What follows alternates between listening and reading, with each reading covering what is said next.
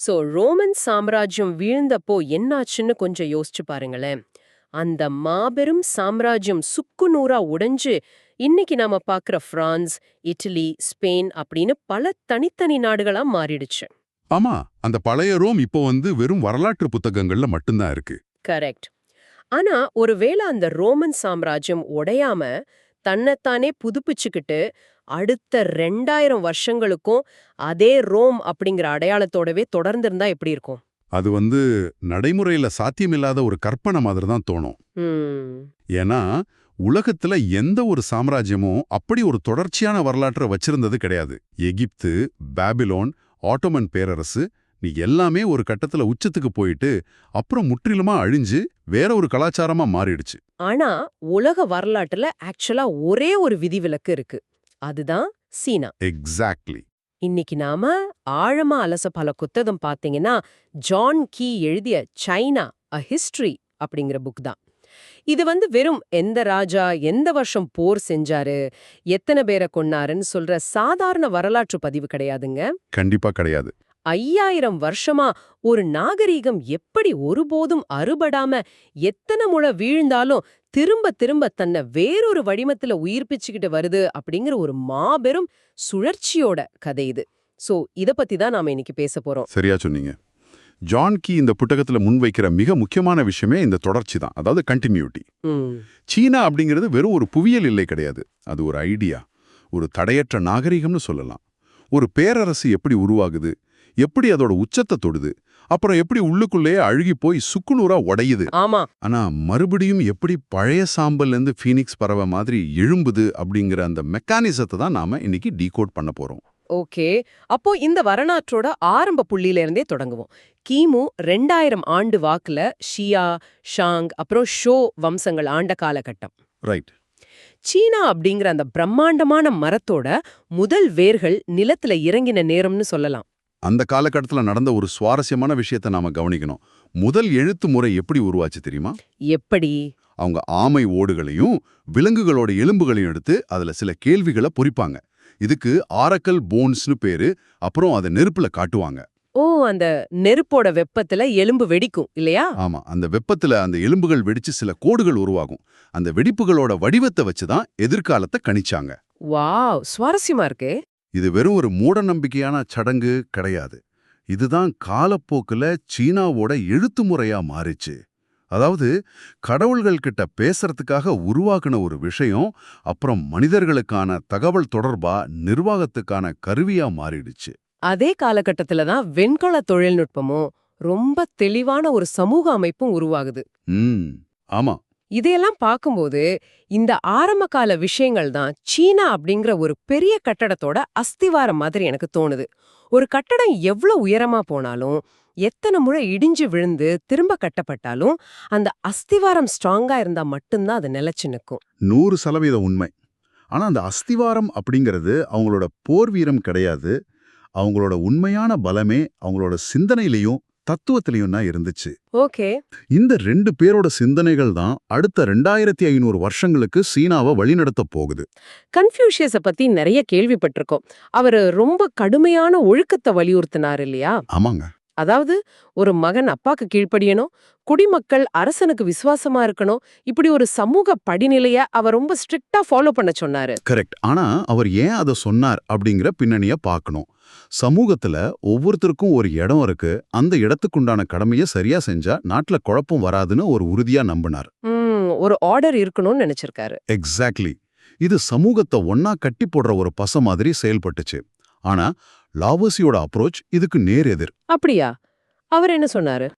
அவர் உருவாக்கின தாவோயிசம் எந்த விதிகளையும் மக்கள் மேல திணிக்கல, இயற்கையோட இணைஞ்சு வாழ்றத பத்தி பேசுச்சு. தண்ணீர் எப்படி தனக்கு வர்ற தடைகளை எதிர்த்து போராடாம வளைஞ்சு கொடுத்து தன் பாதையை அமைச்சுக்குதோ அப்படி இருக்க சொன்னாரு. கொஞ்சம் முரண்பாடா இருக்கே. ஒரு பக்கம் கடுமையான விதிகள், இன்னொரு பக்கம் தண்ணி மாதிரி வளைஞ்சு கொடுக்கிற தன்மை. இது ரெண்டும் எப்படி ஒன்னா ஒர்க் ஆச்சு? அதுதான் சீனாவோட பியூட்டி. அரசாங்கம், சட்டம், நிர்வாகம் இதெல்லாம் கன்ஃபியூஷியஸ் வழியில ரொம்ப ஸ்ட்ரிக்டா இயங்குச்சு. ஓகே. ஆனா தனி மனிதனோட ஆன்மீகம், கலை, நெருக்கடியான நேரங்கள்ல சர்வைவ் ஆகுற விதம் இதெல்லாம் லாவோஷியோட தாவோயிசம் வழியில இருந்துச்சு. இந்த 2 தத்துவங்களும் தான் சீனாவுக்கான ஒரு டிஎன்ஏவா மாறுச்சுன்னு சொல்லலாம். ஆனா தத்துவங்கள் எவ்ளோ ஸ்ட்ராங்கா இருந்தாலும் நிஜ உலகத்துல அரசியல் அதிகாரம்னு வரும்போது ரத்தக்களரி சகஜம் தானே. கண்டிப்பா. ஏன்னா இந்த அமைதியான காலத்துக்கு பிறகு சீனா ஒரு பெரிய இருண்ட காலத்துக்குள்ள போகுது. அதான் வாரிங் ஸ்டேட்ஸ் காலகட்டம். பல 100 வருஷங்கள் பல சின்ன சின்ன மாநிலங்கள் தங்களுக்குள்ளேயே ஆதிக்கத்துக்காக அடிச்சுக்கிட்டு சாகுறாங்க. ஆமா, தத்துவங்கள் அமைதியை கொடுத்தாலும் அது அரசியல் அதிகாரத்தை ஒருங்கிணைக்கல. பல தலைமுறைகளா நடந்த இந்த தொடர்ச்சியான போர்கள் மக்களையும் அந்த நிலத்தையும் சின்னாபின்னமாக்கிடுச்சு. இந்த இடத்துல தான் மனித உளவியலை நம்ம புரிஞ்சுக்கணும். பல வருஷங்களா தினமும் மரண பயத்தோட வாழ்ற ஒரு சமூகம் எதை ரொம்ப அதிகமா விரும்பும்? அமைதியை தான் விரும்புவாங்க. கரெக்ட். யாராவது ஒருத்தர் எவ்ளோ பெரிய சர்வாதிகாரியா இருந்தாலும் பரவாயில்ல, வந்து இந்த ரத்தக் களரிய நிறுத்தி ஒரு அமைதிய கொண்டு வர மாட்டாரான்னு மக்கள் ஏங்குனாங்க. அந்த ஒரு விரக்தியான மனநிலை தான் ஒரு மாபெரும் இரும்பு மனிதனுக்கான வெற்றிடத்தை உருவாக்குச்சு. சீனாவையும் ஒரே குழையின் கீழ் கொண்டு வர்றாரு. ஆமா. அதனால தான் அவருக்கு முதல் பேரரசர் அப்படிங்கிற பேர் இருக்கு. அவர் செஞ்ச வேலைகள் ஆக்சுவலா ரொம்ப பிரமிப்பா இருக்கு. எல்லா மாநிலங்கள்லயும் இருந்த அளவுகள், எடைகள் எல்லாத்தையும் ஒரே ஸ்டாண்டர்டுக்கு மாத்துறாரு. அந்த ஸ்டாண்டர்டைசேஷன் எந்த அளவுக்கு தீவிரமா இருந்துச்சுன்னு பார்த்தா ஆச்சரியமா இருக்கும். குதிரை வண்டிகளோட சக்கரங்களுக்கு இடையிலான அகலம் கூட இவ்வளவுதான் இருக்கணும்னு ஒரு சட்டம் போட்டாரு. நிஜமாவா? அவ்ளோ மைன்யூட்டாவா? ஆமாங்க. ஏன்னா அப்பதான் நாடு முழுக்க இருக்கிற சாலைகள்ல அந்த வண்டிகள் ஒரே சீரான தடத்துல பயணிக்க முடியும். அந்த அளவுக்கு ஒவ்வொரு சின்ன விஷயத்தையும் சென்ட்ரலைஸ் பண்ணாரு. ஆனா ஒரு நிமிஷம், இது கேட்க நல்லா இருக்கு. ஆனா இதுக்காக அவர் கொடுத்த விலை ரொம்ப அதிகம். தன்னோட ஆட்சிக்கு முன்னாடி இருந்த அத்தனை வரலாற்று புத்தகங்களையும் எரிக்க சொல்றாரு.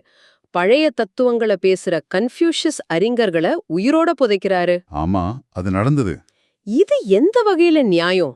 ஒரு நாட்டை ஒருங்கிணைக்க சர்வாதிகாரமும் மக்களோட சுதந்திரத்தை பறிக்கிறதும் தான் ஒரே வழியா? நீங்க கேக்குற கேள்வி இன்னைக்கு இருக்கிற ஜனநாயக பார்வையிலிருந்து பார்க்கும்போது ரொம்ப நியாயமான ஒண்ணுதான். ஆனா அந்த காலகட்டத்தோட பார்வையிலிருந்து இதை பாருங்களேன். ஓகே. கின் ஷி ஹுவாங் யோசிச்சார், ஏன் இத்தனை வருஷமா இங்க போர் நடக்குது? ஏன்னா ஒவ்வொரு மாநிலமும் ஒவ்வொரு தத்துவத்தை, ஒவ்வொரு வரலாற்றை புடிச்சு தொங்கிக்கிட்டு இருக்கு. பழைய சிந்தனைகள் இருக்கிற வரைக்கும் மக்கள் தங்களை ஒரே நாடா பார்க்க மாட்டாங்க. சோ அந்த அடையாளத்தை அழிக்க நினைச்சார். எக்ஸாக்ட்லி. அதனாலதான் அந்த புத்தகங்களை எரிச்சாரு. இது ஒரு கொடூரமான செயல், அதுல மாற்று கருத்தே இல்ல. ஆனா அவர் அந்த அளவுக்கு இரக்கம் இல்லாம எல்லாத்தையும் ஒடுக்கலைனா சீனா இன்னைக்கு எப்படி இருந்திருக்கும்னு யோசிச்சு பாருங்க. பிரிஞ்சு போயிருக்கும்னு சொல்றீங்களா? கண்டிப்பா. ஐரோப்பால ரோமன் பேரரசு வீழ்றப்போ சின்ன சின்ன நாடுகளா பிரிஞ்ச மாதிரி சீனாவும் நிரந்தரமா பிரிஞ்சு போயிருக்கும். சுதந்திரம் பறி போனது உண்மைதான். ஆனா அந்த சர்வாதிகாரம் தான் சீனா அப்படிங்கிற ஒரு ஒற்றை அடையாளத்தை நிரந்தரமாக்குச்சு. அவர் விதைச்ச அந்த கடுமையான மையப்படுத்தப்பட்ட அதிகாரம் தான் அடுத்தடுத்த வந்த வம்சங்களுக்கு ஒரு பெரிய பிளாட்ஃபார்ம் அமைச்சு கொடுத்துருச்சுன்னு சொல்லலாம். சரியா சொன்னீங்க.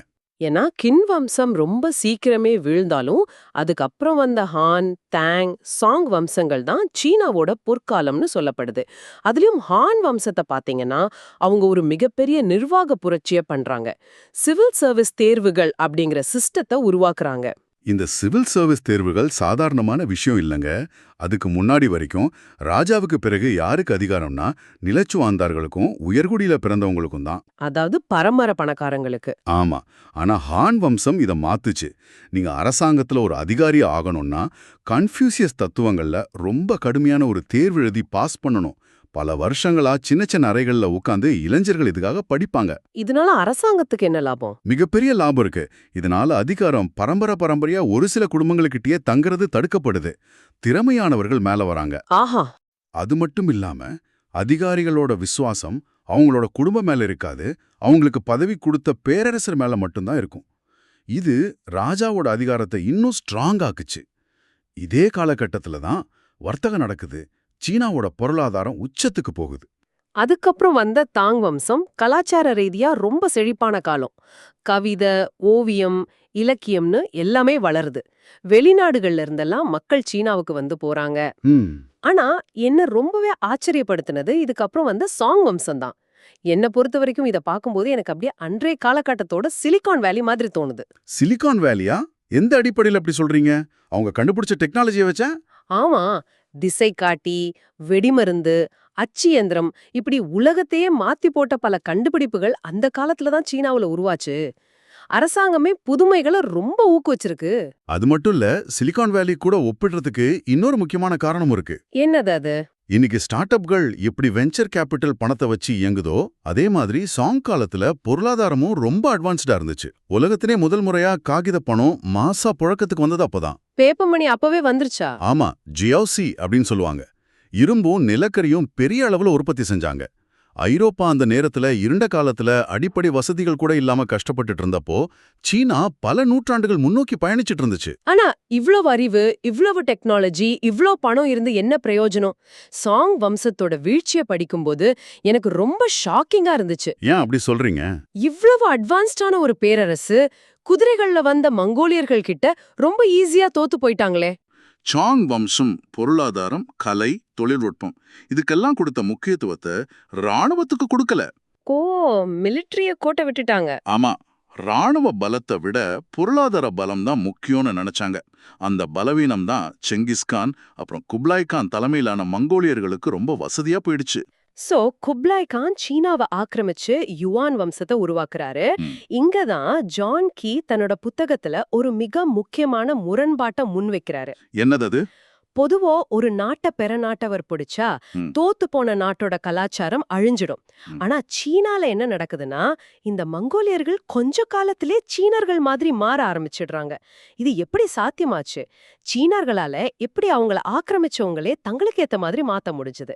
லாவோசியோட அந்த தண்ணீர் தத்துவத்தை இங்க மறுபடியும் பொருத்தி பாருங்க. தண்ணி தனக்கு வர்ற தடையை உடைக்காது, அது மேலே ஏறி பாய்ந்து அதை தன்வசமாக்கும். இதுக்கு ஸ்பாஞ்ச் எஃபெக்ட், அதாவது ஸ்பாஞ்சு மாதிரி எல்லாத்தையும் உள்வாங்குற தன்மைன்னு சொல்லலாம். Okay, interesting. மங்கோலியர்களுக்கு போர்க்களத்துல எப்படி ஜெயிக்கணும்னு தெரியும், ஆனா இவ்ளோ பெரிய நிலப்பரப்ப இவ்ளோ மக்களை எப்படி நிர்வாகம் பண்றதுன்னு தெரியாது. சீனர்களோட அந்த பழைய சிவில் சர்வீஸ் கட்டமைப்பு அவங்களுக்கு தேவைப்பட்டுச்சு. சோ பழைய ஆட்களே வச்சு வேலை வாங்குனாங்க. ஆமா, சீன அதிகாரிகளை நிர்வாகம் பண்ண அனுமதிச்சாங்க. காலப்போக்கில் என்னாச்சு? மங்கோலிய அரசர்கள் சீனப்பட்டு உடைகளை உடுத்த ஆரம்பிச்சாங்க, கன்ஃபியூசியஸ் தத்துவங்களை படிக்க ஆரம்பிச்சாங்க. ஆக்கிரமிப்பாளர்களே சீனாவுல கரைஞ்சு போயிட்டாங்க. வாவ், அப்போ வீழ்ச்சின்னு நினைச்ச ஒரு விஷயத்த அவங்க தங்களுக்கு சாதகமா மாத்திக்கிட்டாங்க. ஆமா, மங்கோலியர்களுக்கு பிறகு திரும்பவும் அதிகாரத்தை கைப்பற்றின சீனர்கள் மிங் வம்சத்தை உருவாக்குறாங்க. இந்த முறை அவங்க ரொம்ப உஷாரா இருக்காங்க. இனிமேல் எந்த அந்நியனும் உள்ள வரக்கூடாதுன்னு நினைச்சுதான் மாபெரும் சீன பெருஞ்சுவரை இன்னைக்கு நாம பாக்குற பிரம்மாண்டமான வடிவத்துல கட்டி எழுப்புறாங்க. கரெக்ட். அதுக்கப்புறம் கடைசியா வந்தது சிங் வம்சம். இவங்க ஆரம்பத்துல ரொம்ப ஸ்ட்ராங்கா இருந்தாலும் ஒரு கட்டத்துக்கு மேல ஊழலும் பலவீனமும் இவங்கள அரிக்க ஆரம்பிச்சிடுச்சு. அந்த சிங் வம்சத்தோட பலவீனம் தான் சீன வரலாற்றிலே ரொம்ப இருண்ட காலத்தை உருவாக்குச்சு. அது வரைக்கும் உலகத்துக்கே முன்னோடியா இருந்த சீனா 1800கள்ல மேற்கத்திய நாடுகள் கிட்ட சிக்கி சின்ன பின்னமாகுது. குறிப்பா ஓபியம் போர்கள். அந்த ஓபியம் போர்களோட பின்னணி ரொம்பவே கொடுமையானதுங்க. ஆமா, பிரிட்டன்காரனுக்கு சீனாவில இருந்து தேயிலை வாங்கணும். ஆனா அதுக்கு கொடுக்க அவங்கிட்ட போதுமான வெள்ளி இல்ல. வர்த்தக சமநிலை சீனாவுக்கு சாதகமா இருந்துச்சு. இது உடைக்கிறதுக்கு பிரிட்டன் என்ன பண்ணுச்சு? ஓபியம் அப்படிங்கிற போதைப் பொருளை சீனாவுக்குள்ள சட்டவிரோதமா கடத்தி லட்சக்கணக்கான சீனர்களை போதைக்கு அடிமையாக்குச்சு. இதை தடுக்க நினைச்சப்போதான் போர் வந்துச்சு. அதுல சீனா தோற்கடிக்கப்பட்டு சமத்துவமற்ற ஒப்பந்தங்கள்ல கையெழுத்து போட வைக்கப்படுறாங்க.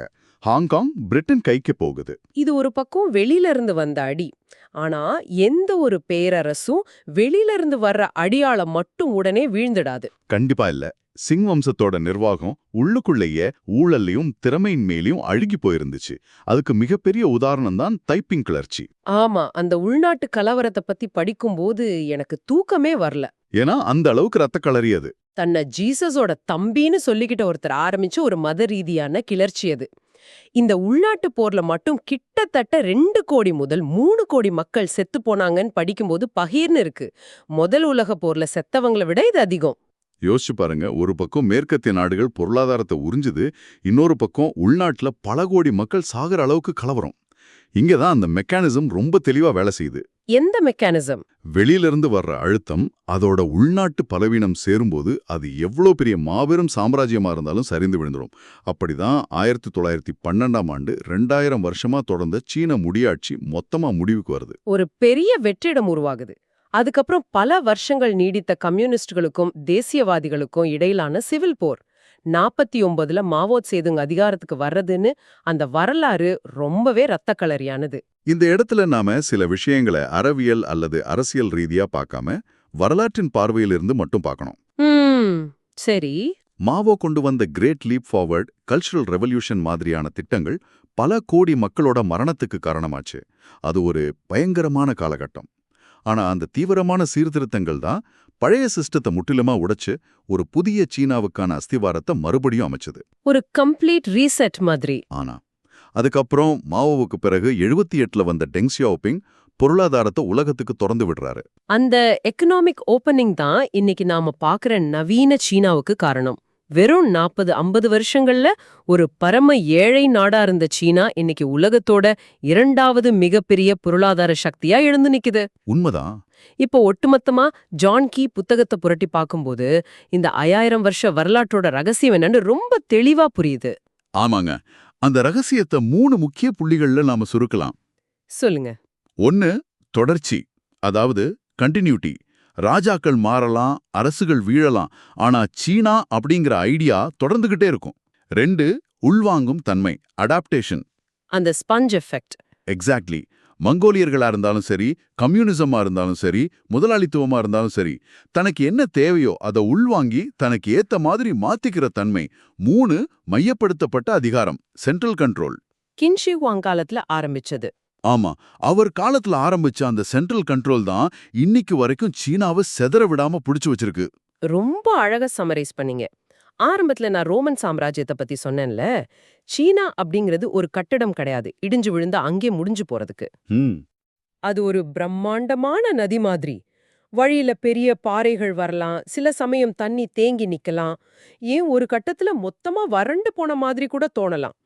ஆனா அது எங்கேயாவது ஒரு வழிய கண்டுபிடிச்சு புது பாதையில மறுபடியும் சீறி பாயும். எழுச்சி, வளர்ச்சி, உச்சம், வீழ்ச்சி, திரும்பவும் எழுச்சி. இதுதான் இந்த 5000 வருஷத்து அசைக்க முடியாத சுழற்சி. அந்த நதி இன்னும் ஓடிக்கிட்டு தான் இருக்கு. அதோட பாதையை நம்ம கவனிச்சுக்கிட்டே இருக்கணும். கண்டிப்பா. இப்போ இந்த வரலாற்று அலசலை கேட்டுக்கிட்டு இருக்கிறவங்களுக்கான ஒரு கேள்வி. இந்த முடிவில்லாத சுழற்சியை வச்சு பார்க்கும்போது இன்னைக்கு இருக்கிற நவீன சீனா அந்த சுழற்சியில எந்த இடத்துல இருக்குன்னு நீங்க நினைக்கிறீங்க? நல்ல கேள்வி. அது இன்னும் அதோட உச்சத்தை நோக்கி போயிட்டு இருக்கா, இல்ல வெளியில பார்க்க ரொம்ப பிரம்மாண்டமா இருந்தாலும் அந்த பழைய சிங் வம்சத்துல நடந்த மாதிரி தன்னோட அடுத்த வீழ்ச்சிக்கான விதைகளை இப்போதே தனக்குள்ள வளர்க்க ஆரம்பிச்சிருச்சா? இத பத்தி கொஞ்சம் யோசிச்சு பாருங்க. இந்த கேள்வியோட இன்றைய உரையாடலை நாம நிறைவு செய்வோம். இணைந்திருந்ததற்கு நன்றி.